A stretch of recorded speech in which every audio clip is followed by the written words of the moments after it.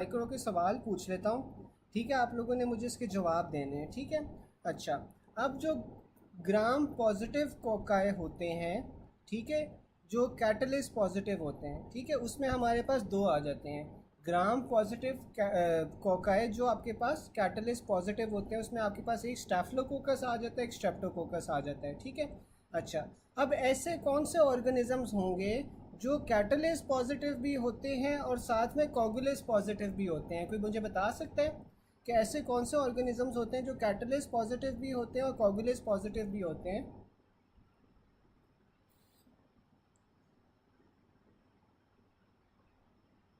बिल्कुल, staff aureus होता है, ठीक है। अच्छा, अब ऐसे कौन से ऑर्गेनिजम्स होते हैं जो कैटलिस्ट पॉजिटिव होते हैं लेकिन कोगुलेस नेगेटिव होते हैं?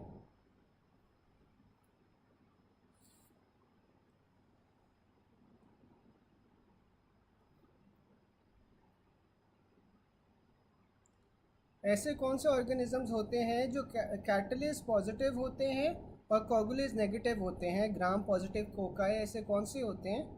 बिल्कुल, एपिडर्माइटिस और सैप्रोफिटिकस, ये आपके पास जौन से हैं ये कैटलिस्ट पॉजिटिव होते हैं और कोगुलेस नेगेटिव होते हैं, ठीक है। डॉक्टर अल्फ़ा के अलावा बाकी सब ने भी यार बताना है, ठीक है। चलें, अब हमारे पास एक विरुलेंस फैक्टर होता है स्टैफिलोकोकस का, जो कि आपके पास स्टैफिलोकोकल स्केल्ड सिंड्रोम करवाता है, ठीक है। स्टैफिलोकोकल स्केल्ड सिंड्रोम आपके पास कौन सा टॉक्सिन करवाता है, कौन सा विरुलेंस फैक्टर होता है ऑफ स्टैफिलोकोकस जो आपके पास स्टैफिलोकोकल स्केल्ड सिंड्रोम करवाएगा? कोई बता सकता है?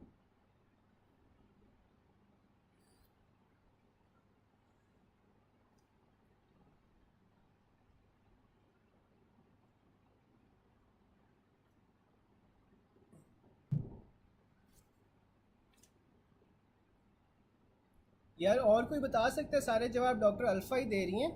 बाकी कोई मुझे बता सकता है कि ऐसा कौन सा आपके पास विरुलेंस फैक्टर होगा स्टैफिलोकोकस का जो स्टैफिलोकोकल स्केल्ड सिंड्रोम करवाएगा?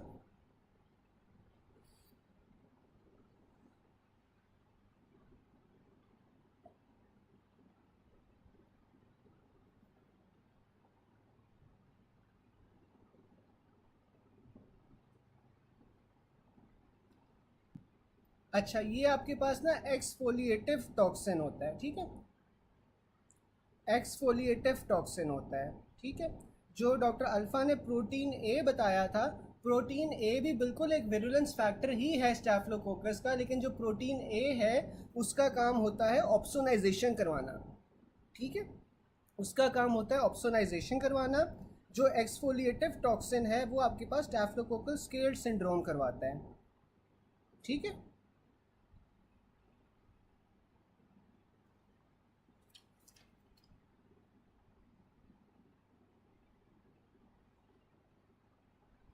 अच्छा, अब आप मुझे बता सकते हो कि अगर आपके पास प्रोस्टेटिक वाल्व आया हुआ है या वीपी शंट आया हुआ है या आईवी कैथेटर आया हुआ है, तो इसके अंदर सबसे कॉमन ऑर्गेनिज्म कौन सा होता है जो आपके पास इफ़ेक्ट करता है इन चीज़ों में? प्रोस्थेटिक वाल्व हो गया, वीपी शंट हो गया, इसके अलावा एलपी शंट हो जाए, आईवी कैथेटर्स हो जाए, इसके अंदर सबसे कॉमन ऑर्गेनिज्म कौन सा होता है जो इफ़ेक्ट करेगा?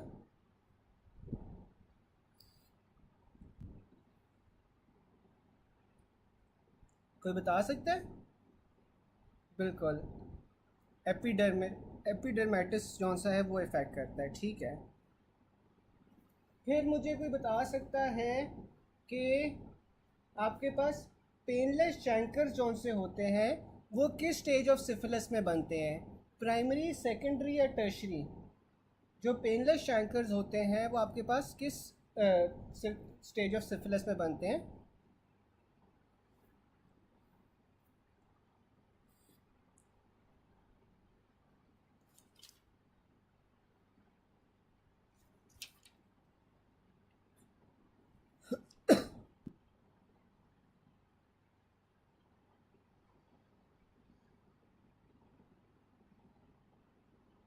नहीं नहीं, ये तो सारे गलत बता रहे हैं। प्राइमरी सिफिलिस में बनते हैं ना। प्राइमरी सिफिलिस के अंदर जौन से होते हैं आपके पास पेनलेस शैंकर्स बनते हैं, ठीक है ना। और जो सेकेंडरी सिफिलिस होता है, सेकेंडरी सिफिलिस के अंदर आपके पास फीवर होती है, लिम्फेडिनोपैथी होती है, स्किन पे रैशेस बनते हैं, कुंडाइलोमा लाटा होता है, ठीक है। तो जो आपके पास सेकेंडरी सिफिलिस है ना, इसमें आप रैशेस से याद रख लो कि रैशेस बनेंगे, ठीक है। रैशेस के साथ साथ आपके पास कॉन्डाइलोमा लाटा, ठीक है, which is a form of rash, आप इस तरह समझ सकते हो। और साथ में आपके पास इसमें जौन सा होता है, फीवर होती है, लिम्फेडिनोपैथी होती है। और जो टर्शरी सिफिलिस है, टर्शरी सिफिलिस में आपके पास गमास बनते हैं, टेबिस डोर्सालिस होता है, ठीक है, एयोटाइटस होता है, और आर्गल रॉबर्टसन प्यूपल्स होते हैं, ठीक है ना। हाँ बिल्कुल, गमास जौन से हैं वो आपके पास टर्शरी सिफिलिस में बनते हैं। साथ में टेबिस डोर्सालिस होता है, ठीक है, एयोटाइटस होता है, आर्गल रॉबर्टसन प्यूपल्स होते हैं, ठीक है। अच्छा, अब मुझे कोई बता सकता है कि कौन से किस्म का क्लोस्ट्रिडियम होता है जिसकी वजह से आपके पास फ्लॉपी बेबी सिंड्रोम आता है या फ्लैसिड पैरालिसिस आती है? ये कौन से काइंड ऑफ वो क्लोस्ट्रिडियम से आती है?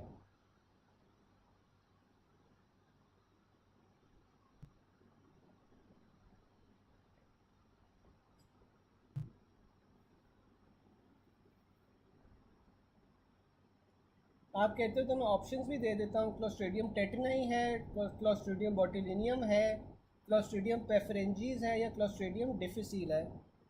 बिल्कुल, बोtulinum होता है, ठीक है। अच्छा, उसके बाद मुझे कोई बता सकता है, ये तो फ्लैसिड पैरालिसिस हो गया। अब स्पैस्टिक पैरालिसिस कौन सा है? स्पैस्टिक पैरालिसिस कौन से क्लोस्ट्रिडियम से होता है?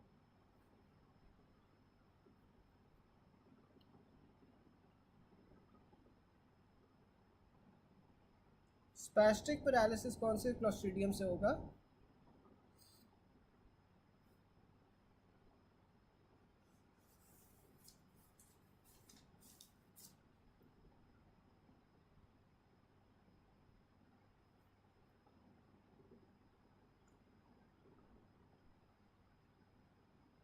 बिल्कुल बिल्कुल, टेटनी से होगा, ठीक है। अच्छा, अब आप मुझे बता सकते हैं कि कौन से टाइप ऑफ फंगस के अंदर आपको नॉन सेप्टेड हाइफी मिलते हैं with wide angles? Non septate hyphae with wide angles आपके पास कौन से टाइप ऑफ फंगस में आते हैं?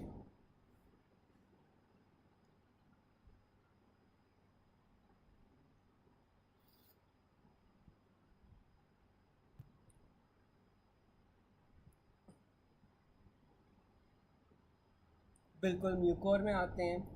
फिर आपके पास मुझे कोई बता सकते हैं, ये तो वाइड एंगल वाले हो गए, फिर आपके पास जो नैरो एंगल वाले होते हैं या अक्यूट एंगल वाले होते हैं, अक्यूट एंगल वाले आपके पास कौन से फंगस होते हैं जिसमें अक्यूट एंगल पे हाइफी पड़े होते हैं?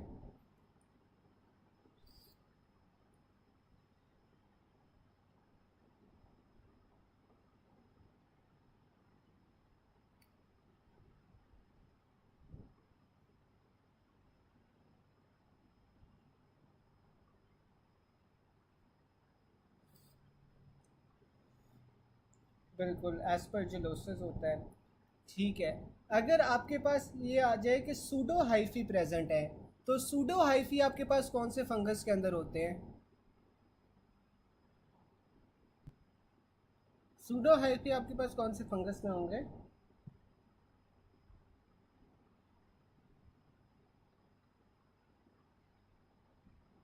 बिल्कुल, कैंडिडा में आपके पास सूडो हाइफी होते हैं, ठीक है।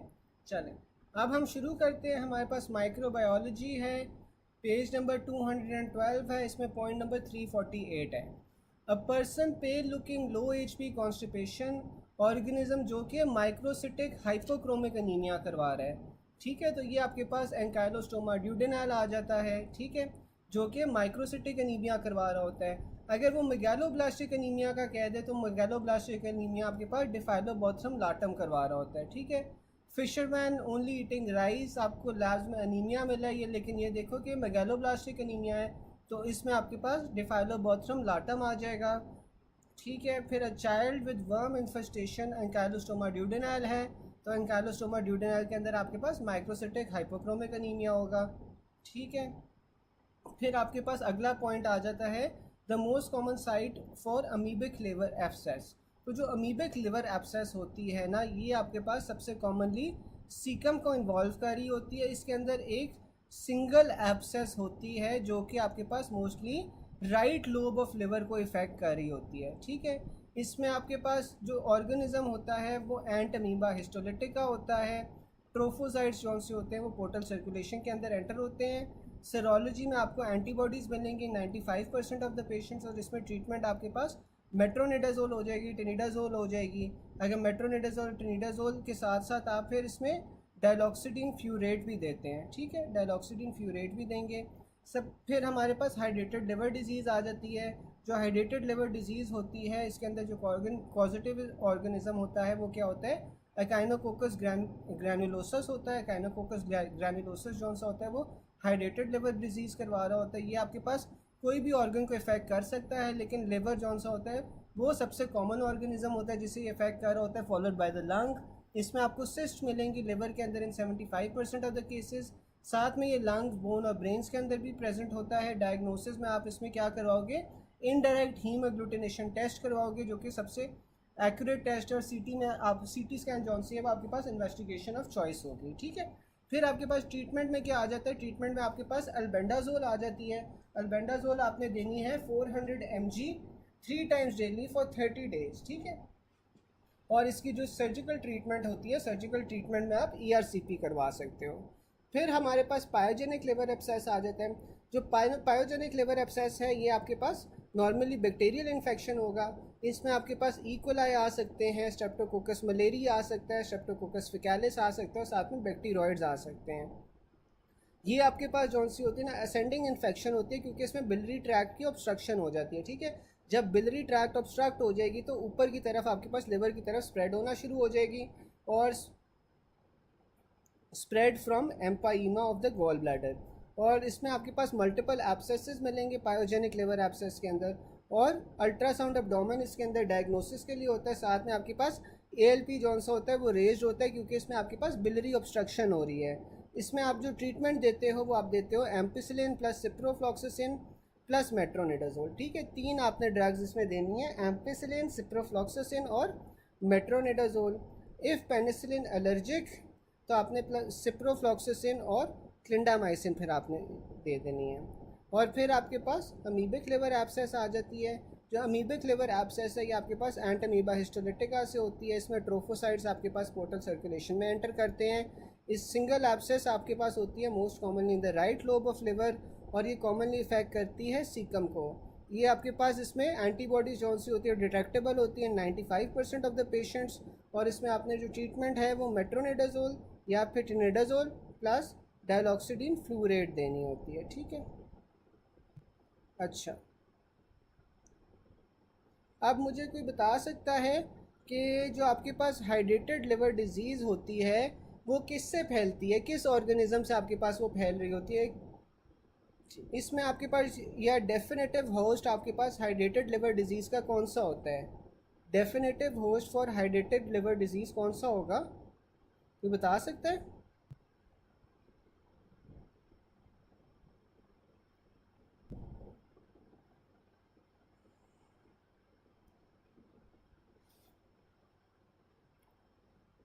बिल्कुल, इसमें जो डॉग्स होते हैं ना, डॉग्स आपके पास जौन से होते हैं वो डेफिनेटिव होस्ट होते हैं, ठीक है। अब डॉग्स की फीसेस वगैरह से अगर कोई जैसे कोई सब्जियां हैं या इस तरह की चीज़ें कंटामिनेट हो जाएं तो फिर वो ह्यूमंस के अंदर जा सकती हैं। अंडर कुक जो आपके पास सब्जियां वगैरह होती हैं उसकी वजह से ह्यूमंस के अंदर जा सकती है, और ह्यूमंस इसमें ना इंटरमीडिएट होस्ट होते हैं, ठीक है। ह्यूमंस आपके पास इसमें इंटरमीडिएट होस्ट होते हैं, साथ में शीप भी इंटरमीडिएट होस्ट होते हैं। आप सही कह रहे हो, शीप भी होते हैं, ह्यूमंस भी होते हैं, दोनों इंटरमीडिएट होस्ट होते हैं। लेकिन डेफिनेटिव होस्ट आ जाए तो डेफिनेटिव होस्ट आपके पास डॉग्स होते हैं। फिर आपके पास amoebic liver abscess involves which portion of the GIT। तो जो अमीबिक लिवर डिजीज़ है वो आपके पास सीकम को मोस्ट कॉमनली इन्वॉल्व करती है। ड्रग ऑफ चॉइस क्या होता है इसमें, ड्रग ऑफ चॉइस आपके पास टेनिडाजोल होती है, प्लस आपके पास डेलॉक्सिडिन फ्यूरेट होती है, ठीक है।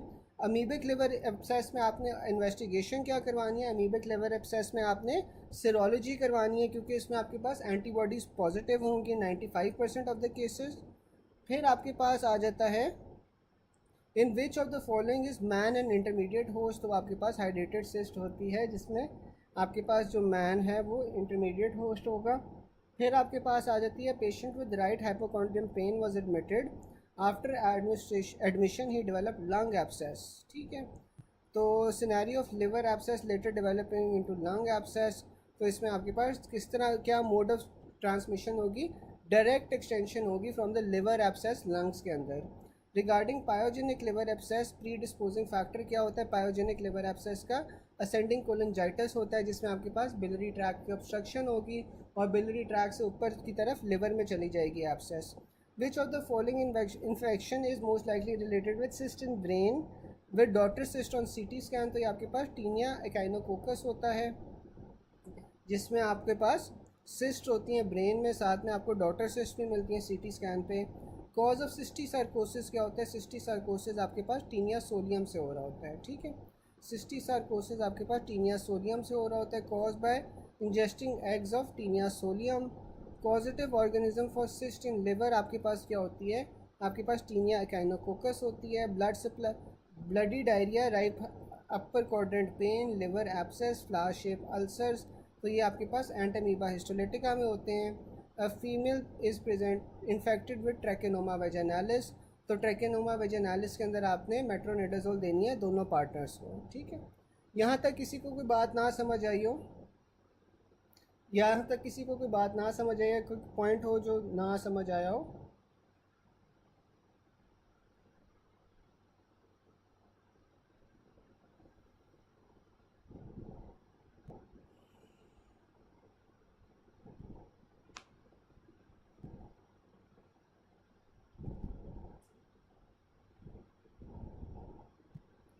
फिर आपके पास आ जाता है most common organism causing peritonitis after abdominal surgeries.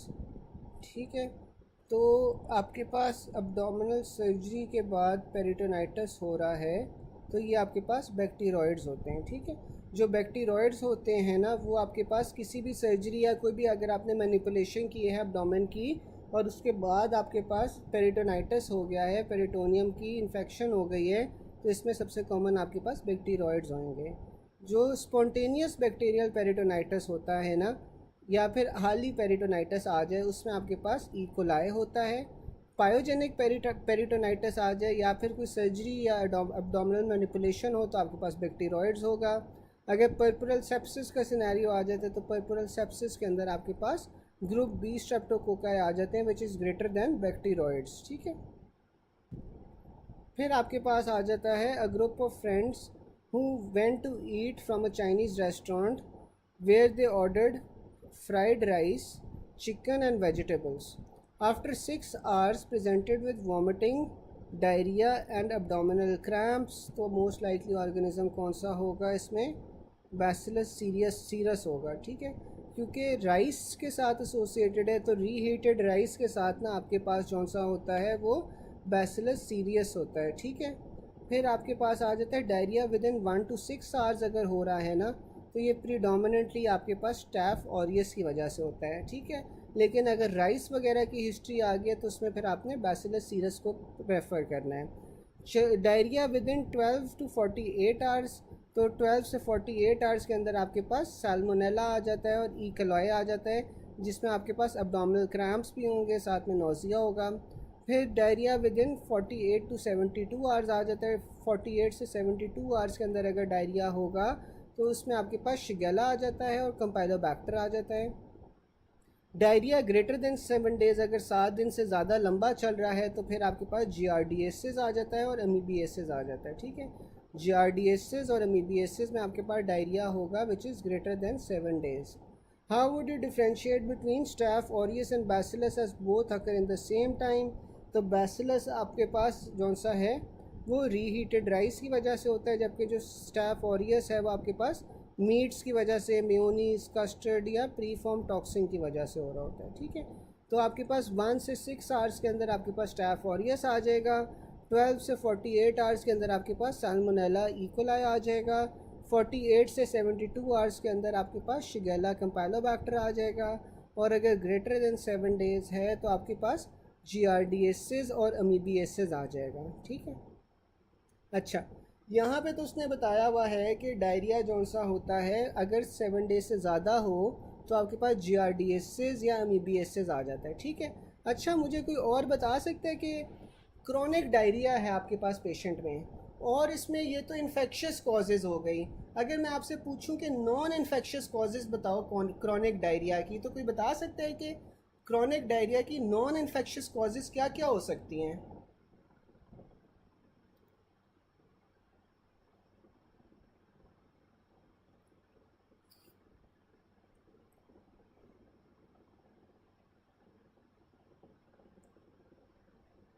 अच्छा, ऑर्गेनिक कॉजेज़ और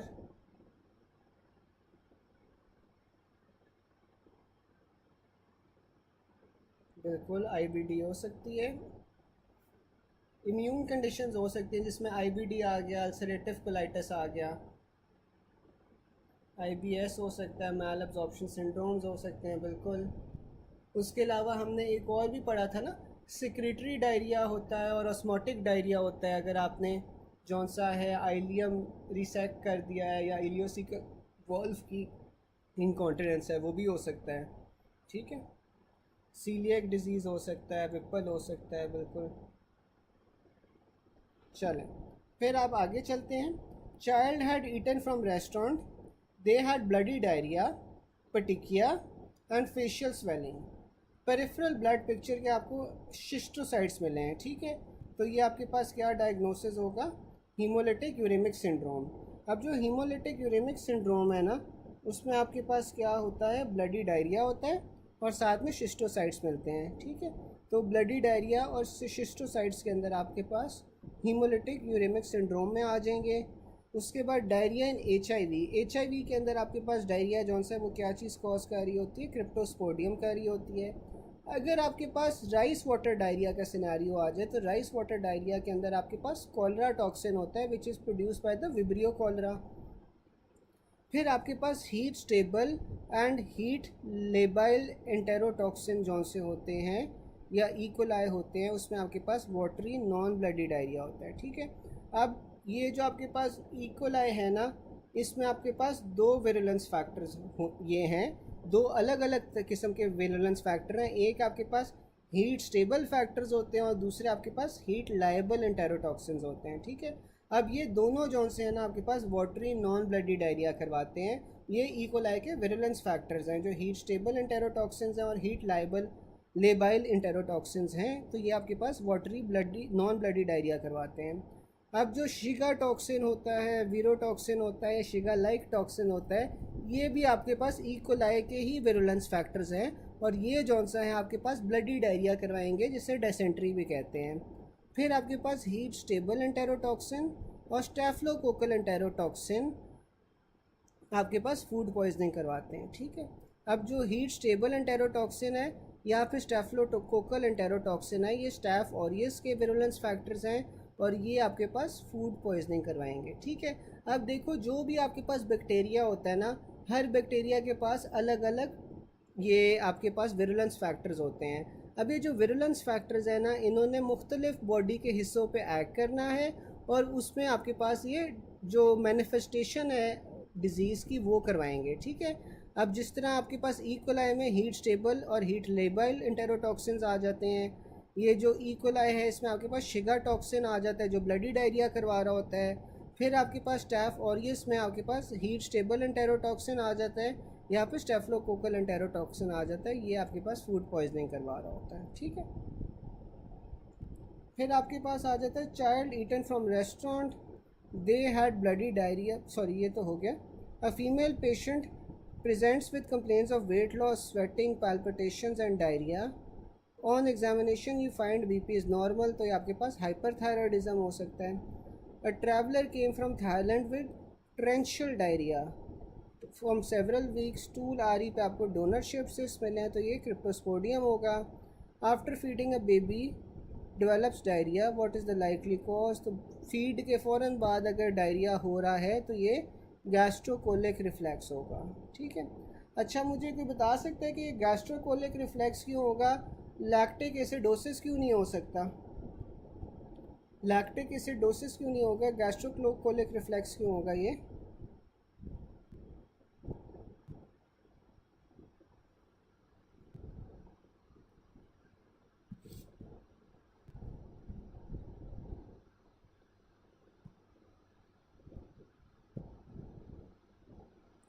बिल्कुल, लेस देन 6 या 8 आवर्स या फीड के फ़ौरन बाद जो आपके पास होता है ना, वो गैस्ट्रोकोलिक रिफ्लेक्स होता है। A 40-year-old male working as a taxi driver in Dubai presented with complaints of fever, weight loss, anorexia and diarrhea. On examination वो emaciated है, jaundice है, splenomegaly है, lymphadenopathy है, तो ये आपके पास फिर एड्स का सिनेरियो आ जाएगा। A baby brought by mother with complaints of diarrhea and flatulence on and off after taking milk and milk products, तो ये आपके पास जो है ना लैक्टोज इंटॉलरेंस का आ जाएगा। फिर आपके पास आ जाता है patient with prolong diarrhoea undergoes OGD, biopsy of small intestine shows numerous crash shape protozoa adjacent to epithelial brush border, तो इसमें आपके पास जियार्डिया लैम्डिया है। ठीक है, जो आपके पास क्रिसेंट शेप्ड होता है ये आपके पास जियार्डिया लैम्डिया होता है। ठीक है, फिर आपके पास आ जाता है child develop diarrhoea, biopsy of intestine shows villous atrophy, और वो ग्लूटेन फ्री डाइट के साथ इम्प्रूव नहीं होती, तो ये आपके पास GRDSS होगा। A new born baby anaemic for which he received exchange transfusion after 10 days he develops diarrhoea and rash, तो जब भी आपके पास डायरिया रैश आ जाएगा तो आपने ग्राफ वर्सेस होस्ट रिएक्शन को चूज़ करना है। A man presents with diarrhoea followed by vomiting, rapid dehydration, dry tongue, BP 90/60 है, कोमा शेप्ड ऑर्गेनिज्म आपको मिल रहा है, तो ये विब्रियो कॉलरा होगा। Mother brings her child complaining of diarrhoea and weight loss, biopsy shows 2 nuclear organisms pear shape, तो ये आपके पास GRDSS होगा। The most common characteristic sign and symptoms of clostridium botulism is flaccid paralysis of respiratory muscles. Vibrio cholera causes diarrhoea by which mechanism, तो ये आपके पास chloride channel की ओपनिंग ज़्यादा कर देता है। Gram positive coccobacillus with tumbling motility, तो आपके पास ये लिस्टेरिया होगा। Most common carbohydrate malabsorption is due to deficiency of lactase. ठीक है, तो जो सबसे कॉमन कार्बोहाइड्रेट मेटाबॉलिज्म होता है due to deficiency of lactase, lactose intolerance होती है। ठीक है, यहाँ तक किसी को कोई बात ना समझ आई हो?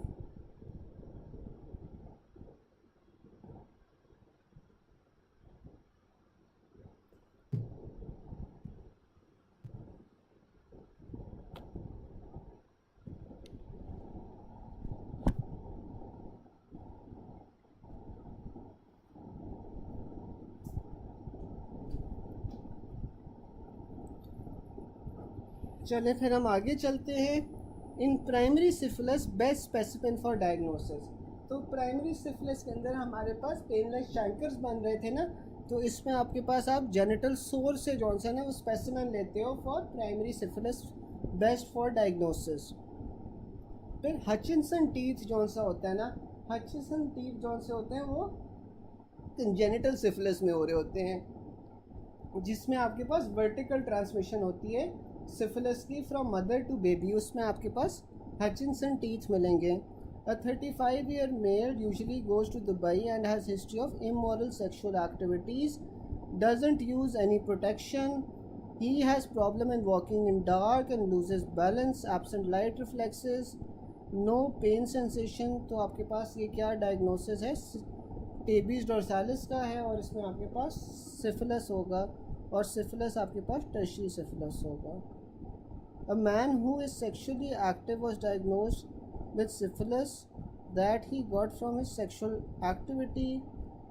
There 3 weeks ago serology was positive. He will be having most probable finding, तो आपके पास penile chancres होंगे। फिर आपके पास आ जाता है patient iris is depigmented and petechia patches. He also gives history of suffering from syphilis, तो आपके पास ये आर्गाइल रॉबर्टसन पीपल आ जाता है। A lady delivered baby having Hutchinson teeth, which is centrally notched teeth found in infection syphilis. फिर आपके पास गमेटस necrosis जो सी होती है वो सिफिलिस में होती है। ये जो गमाज हैं ये आपके पास टर्शियरी सिफिलिस में बन रहे होते हैं।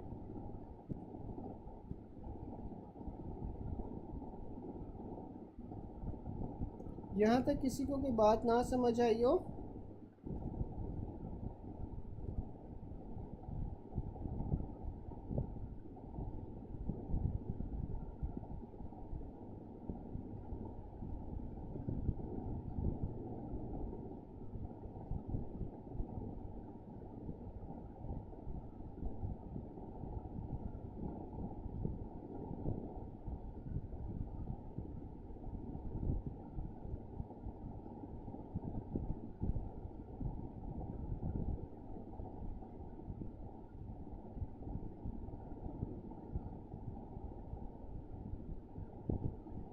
अच्छा, डॉक्टर मोहम्मद पूछ रहे हैं कि ग्राफ वर्सेस होस्ट की ट्रीटमेंट। तो मुझे कोई बता सकता है कि आपके पास कौन सा है, ग्राफ्ट वर्सेस होस्ट की ट्रीटमेंट क्या हो सकती है?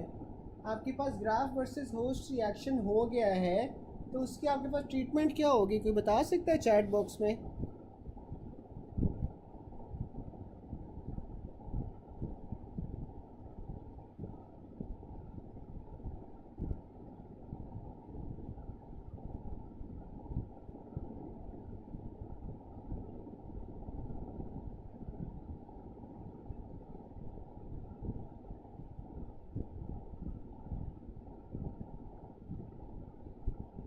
देखिए ना, ग्राफ्ट वर्सेस होस्ट में आपके पास इम्यूनोसप्रेसेंट्स होंगे जो आप इम्यूनोसप्रेसेंट्स दोगे ना, ठीक है। ग्राफ्ट वर्सेस होस्ट में आप इम्यूनोसप्रेशन करोगे, ठीक है। अच्छा, और फिर आपके पास जो सा है चैंकर्स का, चैंकर्स जो से होते हैं ना, बेसिकली पेनलेस अल्सर्स होते हैं जो आपके पास माउथ के ऊपर और जेनिटेलिया के ऊपर आपके पास ये पेनलेस अल्सर्स बन जाते हैं सिफिलिस के अंदर, ठीक है। तो इन्हीं चैंकर से ना आप जो सा है वो बायोप्सी लेते हो प्राइमरी सिफिलिस में, ठीक है। फिर आपके पास आ जाता है Burkitt's lymphoma in AIDS patient. जो आपके पास बर्किट्स लिम्फोमा होता है वो आपके पास एप्स्टीन बार वायरस से हो रहा होता है, ठीक है। और इसमें आपके पास कौन सा है, हर्पी सिम्प्लेक्स टाइप 1 में आपके पास क्या होता है, 1 है ना, तो 1 आपके पास ऊपर की तरफ होती है, हर्पिस लेबियालिस और केराटो कंजक्टिवाइटिस होता है। जबकि हर्पीस सिम्प्लेक्स वायरस टाइप 2 के अंदर आपके पास ये जेनिटल्स को इफेक्ट करती है, तो यहाँ पे आपके पास हर्पीस जेनिटल्स हो जाती हैं। फिर आपके पास वेरिसेला जोस्टर वायरस आ जाता है जो कि ह्यूमन हर्पीस वायरस 3 होता है। अब जो वेरिसेला जोस्टर वायरस है ये आपके पास, आपको पता है कि चिकन पॉक्स और शिंगल्स करवाता है।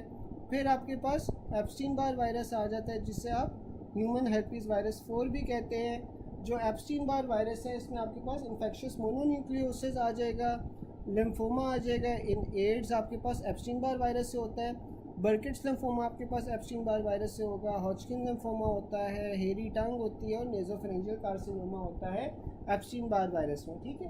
एप्स्टीन बार वायरस से क्या क्या चीज़ें हो रही हैं आपके पास, infectious mononucleosis, lymphoma in ads, बर्किट्स lymphoma, साथ में हॉजकिन लिम्फोमा, हेरी टंग और नेजोफेरेंजियल कार्सिनोमा। फिर आपके पास साइटोमेगेलो वायरस आ जाता है। जो साइटोमेगेलो वायरस है ना, ये आपके पास मोनोन्यूक्लियोसिस करवा रहा होता है, इसमें नेगेटिव मोनोस्पॉट टेस्ट होता है इन इम्यूनो कॉम्पोटेंट पेशेंट्स, ठीक है। Infection in immuno compromise specially pneumonia. In transplant patients आपके पास एड्स में रेटिनाइटिस मिलता है और infected cells have characteristic owl I appearance, ठीक है। तो साइटोमेगेलो वायरस के अंदर आपके पास क्या क्या चीज़ें हो रही हैं, मोनोन्यूक्लियोसिस हो रहा है, इसमें आपके पास नेगेटिव मोनोस्पॉट टेस्ट होगा इम्यूनो कॉम्पिटेंट पेशेंट्स के अंदर।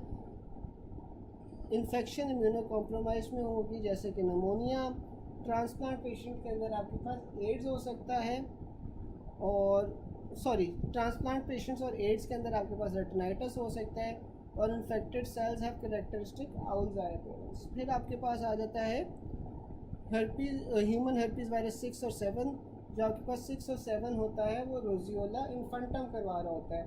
अच्छा, मुझे बता सकते हो कि जो रोजियोला इन्फेंटम होता है इसके अंदर आपके पास कैरेक्टरिस्टिक अपीयरेंस कैसी होगी?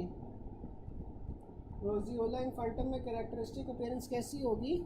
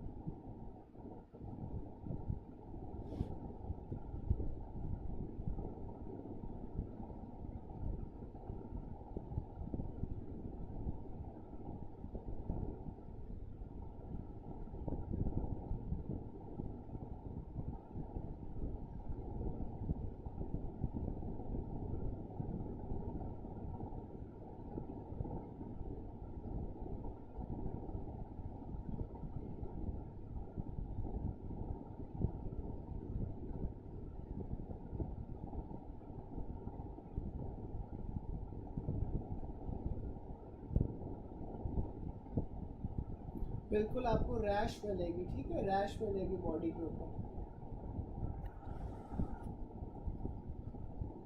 हाई ग्रेड फीवर भी मिलेगा, ठीक है। फिर आपके पास ना HHV8 आ जाता है। जो HHV8 होता है, HHV8 होता है, इसमें आपके पास कपोसी सार्कोमा आ जाता है। Kaposi sarcoma is the neoplasm of the endothelial cells, जो आपको HIV में मिलता है, एड्स में मिलता है और ट्रांसप्लांट पेशेंट्स में मिलता है। फिर आपके पास B19 वायरस आ जाता है। जो B19 वायरस होता है ये आपके पास प्लास्टिक क्राइसिस करवा रहा होता है, सिकल सेल डिजीज़। साथ में आपको स्लैप चीक या रैश मिलेगा बच्चों के अंदर, जिसे आप एरिथीमा इन्फेक्शियोनोजम भी कहते हैं, एरिथीमा इन्फेक्शियोनोजम भी कहते हैं, फिफ्थ डिजीज़ भी कहते हैं। फिर आपके पास हर्पीस पेपिलोमा वायरस आ जाता है। जो हर्पीस पेपिलोमा वायरस है वो वॉर्ड्स कॉज कर रहा होता है। जो आपके पास 6 और 11 होते हैं वो वॉर्ड्स कॉज कर रहे होते हैं, जबकि आपके पास जो 16 और 18 होते हैं ये आपके पास सर्वाइकल कैंसर कॉज कर रहे होते हैं। HPV जौन सा है वो ओरोफेरेंजियल कार्सिनोमा करवाता है। वार्ड्स की मैनेजमेंट क्या होती है कि आपने टॉपिकल पोडोफिलियम या फिर क्रायोथेरेपी देनी है, जो फर्स्ट लाइन होती है, और जो सेकंड लाइन होती है उसमें आप टॉपिकल इमिक्विमोड देते हो, ठीक है, इमिक्विमोड देते हो आप सेकंड लाइन में। फिर आपके पास मीजल्स वायरस आ जाता है। जो मीजल्स वायरस होता है इसमें आपके पास वॉर्थिन फिंकल्डी जाइंट सेल्स होते हैं जो कि फ्यूज लिम्फोसाइट्स होते हैं, और साथ में आपके पास सब एक्यूट स्क्लेरोजिंग पैनएन्सेफेलाइटिस होता है, ठीक है ना। तो इसमें आपके पास सारे के सारे जो सेल्स हैं वो आपके पास डिक्रीज होंगे। सब एक्यूट स्क्लेरोजिंग पैनएन्सेफेलाइटिस होता है, और साथ में इसमें आपके पास वॉर्थिन फ्लिटिंगली जॉन से जाइंट सेल्स मिलते हैं। फिर आपके पास इको वायरस आ जाता है। जो इको वायरस होता है वो आपके पास एसेप्टिक मेनिंजाइटिस करवा रहा होता है, ठीक है। फिर राइनो वायरस आता है। राइनो वायरस आपके पास कॉमन कोल्ड के अंदर आता है। कॉक्सिकी वायरस जौन सा होता है वो एसेप्टिक मेनिंजाइटिस या फिर हर्पेंजियाना मायोकार्डाइटिस और पेरिकार्डाइटिस करवा रहा होता है।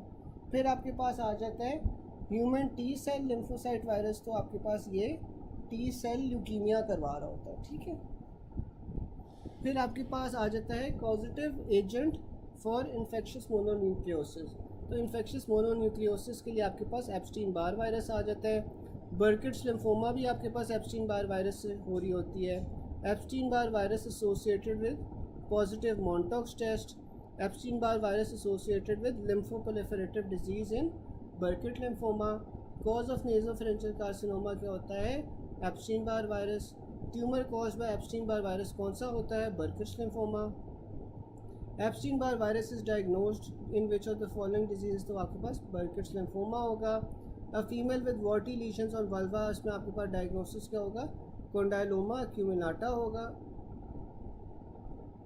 फिर आपके पास आ जाते हैं इन 8-year-old girl has facial pen and mass in mandible, तो इसमें आपके पास एप्स्टीन बार वायरस होगा, ठीक है।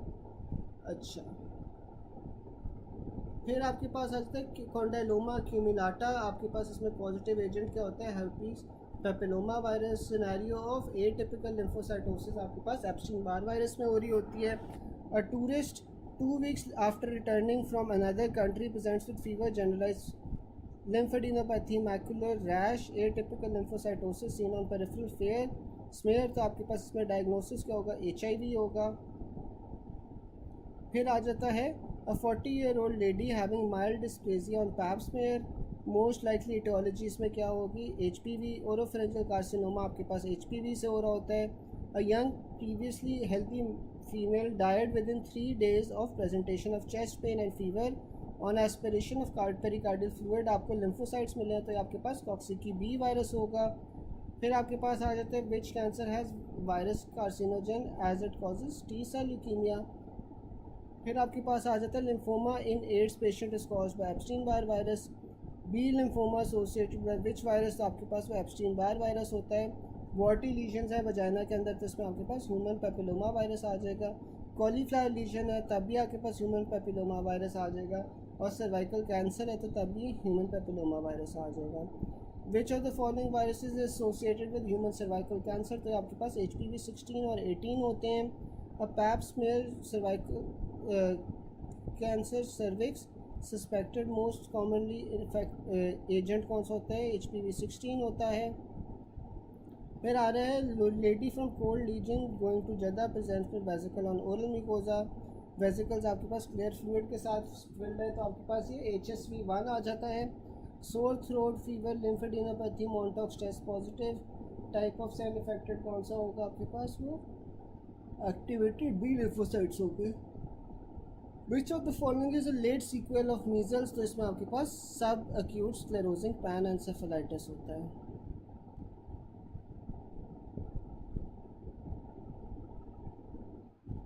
चलिए मैं क्लियर करवा देता हूँ। पहले मुझे ये बताओ, इसमें से कोई सवाल है जो समझ ना आया हो, इसमें से कोई सवाल जो समझ ना आया हो, या कोई ऐसा पॉइंट जो समझ ना आया हो।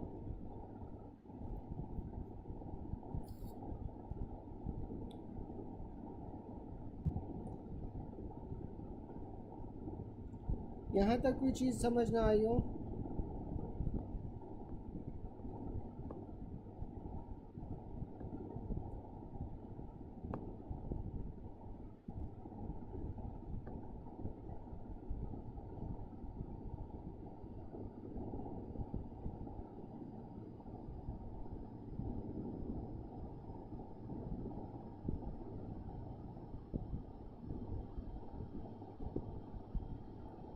चलो आप लोग ना नमाज ब्रेक फिर ले लो 9 बजे तक, ठीक है। 9 बजे तक आप लोग नमाज ब्रेक ले लो। तब तक ये है कि मैं ना कुछ MCQs जो सा यूटीआई के कुछ MCQs ग्रुप में भेज रहा हूँ। जैसे ही आप नमाज से फ़ारिग होते हैं ना, आपने वो एक बार MCQs देखने और ख़ुद आंसर करने की कोशिश करनी है। फिर जैसे ही हम वापस आते हैं ना 9 बजे, फिर हम वो MCQs यूटीआई के डिस्कस कर लेते हैं, ठीक है। आप लोग नमाज ब्रेक ले लो, मैं तब तक ना फिर यूटीआई के आपको कुछ MCQs भेज रहा हूँ, वो आप हम लोगों ने डिस्कस करना है, ठीक है।